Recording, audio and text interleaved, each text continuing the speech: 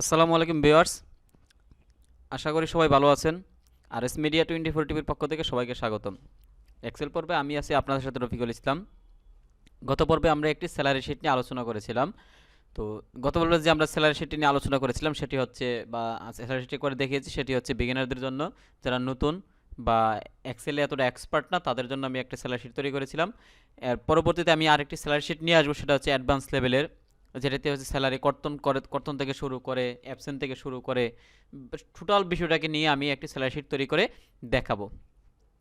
তো আজকে আমরা যেটি দেখাবো হচ্ছে, আমরা অনেক সময় প্রতিষ্ঠানের বিভিন্ন কর্মকর্তা থাকেন, যেগুলো হচ্ছে যে এমপ্লয়ি থাকেন, যে লেজি থাকেন, আমরা অনেক সময় বিভিন্ন কর্মকর্তাদের মধ্যে অনুপ্রেরণা সৃষ্টির জন্য আমরা বিভিন্ন পুরস্কার ঘোষণা করে থাকি, যে আগামী মাসে যে ভালো করবে তাকে আমরা পুরস্কৃত করব, যে খারাপ করবে তাকে আমরা পুরস্কৃত করতে পারবো না, তাকে আরও ভালো করতে হবে। অনুপ্রেরণা দেওয়ার জন্য আমরা বিভিন্ন সময় বিভিন্ন পদ্ধতি অবলম্বন করে থাকি। তো সেগুলো আমরা একটা এক্সেলের মাধ্যমে সেলকে হাইলাইটস করে বের করতে পারি।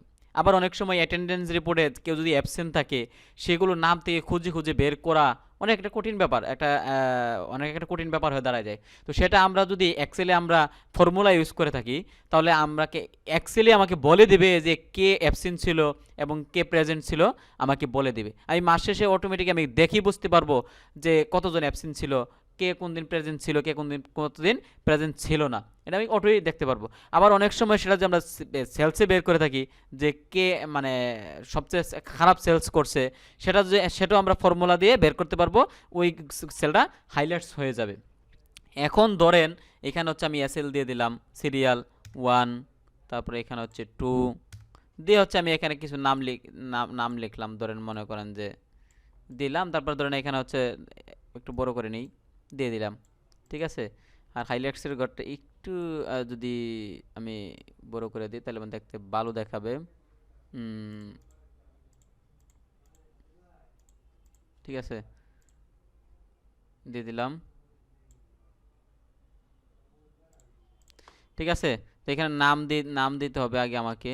তো নাম আমি যে কোনো একটা, সাপোজ একটা নাম আমি এখান থেকে কপি করে নিয়ে নিই, সমস্যা নাই, ঠিক আছে। এখান থেকে কপি করে নিয়ে নিই, যেহেতু আমার এই জায়গায় আছে আমি আর লিখলাম না, সময়ের স্বার্থে আমি আর লিখলাম না।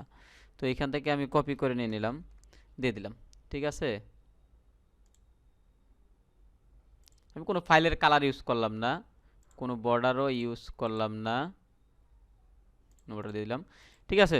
এখন হচ্ছে এটা ধরেন একটা অ্যাটেন্ডেন্স ফাইলে হচ্ছে আমরা জানি সচরাচর প্রেজেন্ট মানে হচ্ছে পি, আমরা যদি পি ইউজ করি তাহলে হচ্ছে ইকুয়াল টু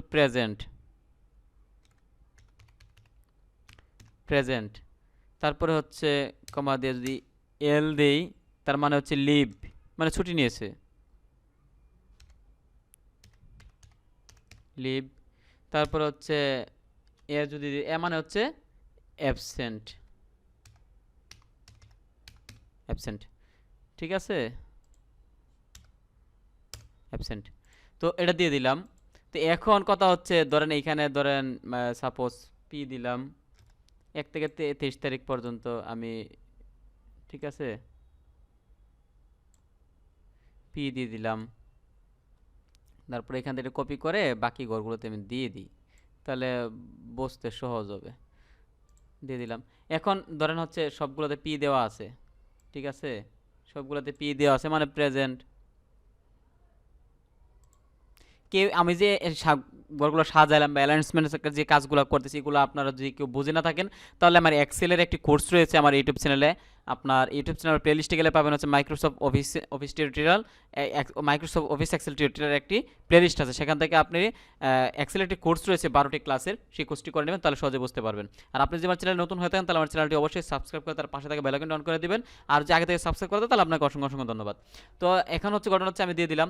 এখন অনেকে হয়তো দেখা গেছে কেউ 5 তারিখে লিভ নিল, ঠিক আছে, কেউ 5 তারিখে লিভ নিছে বা এখানে কেউ লিভ নিছে, আমি দিয়ে দিচ্ছি, ঠিক আছে, লিভ নিছে বা এখানে কেউ লিভ নিছিল, হ্যাঁ, লিভ নিছে। তারপরে এইখানে ধরেন কেউ লিভ নিছে, তো এইখানে ধরেন কেউ লিভ নিছে, হ্যাঁ, দিয়ে দিলাম। তো এরপরে হচ্ছে আপনার ধরেন কেউ অ্যাবসেন্ট আছে, হ্যাঁ, কেউ অ্যাবসেন্ট আছে, দিয়ে দিলাম। তাই এখানে কেউ অ্যাবসেন্ট আছে, এখানে কেউ অ্যাবসেন্ট আছে, তারপর এখানে কেউ অ্যাবসেন্ট আছে, এইখানে দিলাম কেউ অ্যাবসেন্ট আছে। তো এগুলা দেওয়ার পরে হচ্ছে এখন আমি তো খুঁজে খুঁজে বের করতে পারবো না এখানে কে কতদিন লিভ ছিল, কে কতদিন অ্যাবসেন্ট ছিল, বা কোথায় কত তারিখে অ্যাবসেন্ট ছিল। এই জন্য আমাকে প্রথমে হচ্ছে টোটালি রো এবং কলামকে বা বর্ডারটাকে আমি প্রথমেই সিলেক্ট করে নেব। সিলেক্ট করে আমার উপর থেকে দেখবেন এখানে আছে কন্ডিশনাল ফরম্যাটিং। কন্ডিশনাল যে ফরম্যাটিং এখানে যে অপশনটি রয়েছে সেখানে যাবেন, যাওয়ার পর হচ্ছে এখানে ক্লিক করার সাথে নিচে দেখবেন রয়েছে এখানে হাইলাইটস সেলস রোলস। এই যে দেখেন উপরে দেওয়া আছে হাইলাইটস সেল রোলস। আপনি এই ঘরে ক্লিক করুন। এই ঘরে ক্লিক করে এখানে অনেকগুলো অপশন পাবেন, greater than, less than, between, equal, text then contents, হ্যাঁ, এ ডেট অ্যাকরিং, তো ডুপ্লিকেট ভ্যালুস, এইগুলো যদি আচ্ছা আমরা ওই বাকিগুলোর কাজ আমরা আস্তে আস্তে জানবো। আজকে হচ্ছে আমরা শুধু টেক্সটের কাজটা দেখি। তো আমরা এখানে যাওয়ার পর হচ্ছে আমরা টেক্সট দ্যাট কন্টেন্টে ক্লিক করব। ক্লিক করার সাথে সাথে আপনারা এখানে দেখবেন যে টোটাল কিন্তু একটি সিলেক্ট হয়েছে, মানে পি সিলেক্ট হয়ে গেছে, ঠিক আছে। এই দেন পি দেওয়া ছিল তো আগে থেকে, এই জন্য। তো এটা আমরা কি করব হচ্ছে প্রথম দিব হচ্ছে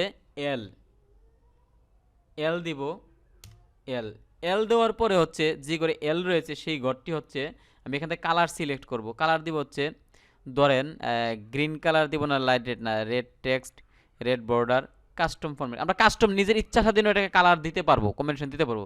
আমরা এটা দিব হচ্ছে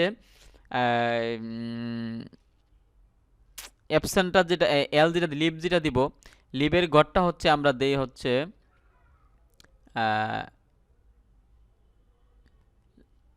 রেটের ঘরটা দিব হচ্ছে, আচ্ছা আমরা কাস্টম দিই, এখান থেকে কাস্টম করি।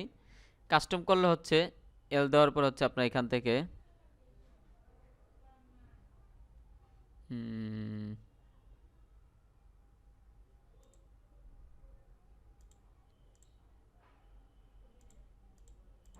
ফাইল কালারটা দিব আমরা হচ্ছে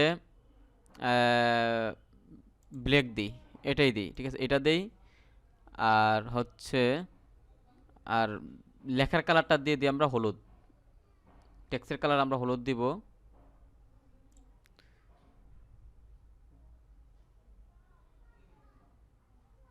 বর্ডার ফাইল, তারপর হচ্ছে ওইটাই থাক, আচ্ছা ওকে দিই,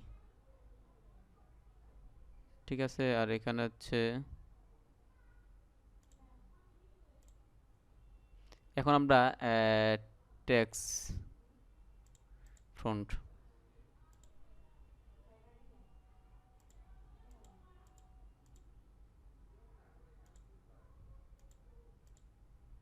টেক্সটের কালার দিব আমরা হলুদ।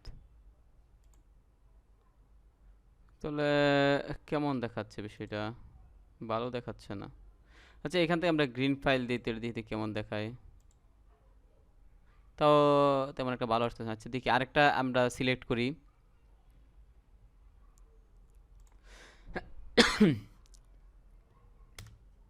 এল দেওয়ার পরে হচ্ছে এল সিলেক্ট করলাম, করার হচ্ছে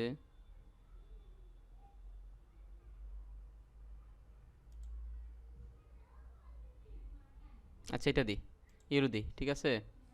আচ্ছা এই যে ধরেন এখন আমরা এটা দিলাম, ঠিক আছে। বা একটু যদি আচ্ছা এটা দিলাম, এখন হচ্ছে আমরা অ্যাবসেন্ট দিব। তো অ্যাবসেন্ট সিলেক্ট করার জন্য আমাদেরকে এখান থেকে সুন্দর করে সিলেক্ট করে আবার আমরা ফরম্যাটিংয়ে যাব। তারপর হচ্ছে আমরা এখান থেকে টেক্সট কন্টেন্টে যাব, টেক্সট দ্যাট কন্টেন্টে যাওয়ার পর হচ্ছে আমরা এখন এ দিব।